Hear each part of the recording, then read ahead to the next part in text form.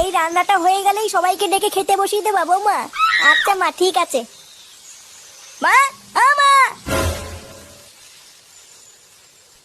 এই বাঞ্চতটা এখানে কেন এসছে? তুই কার কথা বলছিস? এই যে মাসিমা, আমার কথা বলছি গো। আপনার ছেলেটা না খুব দুষ্টু, একটু ইয়ার কিউ বোঝে না বাবা গো বাবা। হ্যাঁ গো, তুমি আমার ভাইকে গালাগালি দিলে। বাড়াটা গালাগালি দেবো না তো কি দেবো? ও বলছো তার বাল, বাড়া আমাকে ঘরে একা পেয়ে আমার প্যান্টের ভিতরে হাত ঢুকে দিয়েছে। মা গো মা, জামাই বাবু তুমি অত রেগে যাচ্ছ কেন? আমি তো তোমার শুধু একটু সাইজটা দেখছিলাম গো। সাইজ ছিল হোম তার বাল, বাড়ি গিয়ে বাবার সাইজ দেখবি যা। কি সব উল্টো পাল্টা কথা বলছিস তুই? যা বলেছি ঠিকই বলেছি। লেওরা আজকে প্যান্টের ভিতরে হাত ঢুকে দিচ্ছে, কালকে তো বলবে হালকা করে পুঙাও মেরে দাও। এই কি হয়েছে রে? এত চেঁচামেচি কিসের?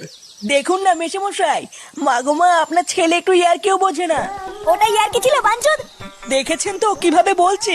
দেখো মা, আমি কিন্তু বলে দিচ্ছি, এই চুদির ভাই যদি বাড়িতে থাকে আমি কিন্তু বাড়ি থাকবো না, বলে দিলাম। চোরে বাচ্চা, তুই ঘর থেকে বেরিয়ে যা।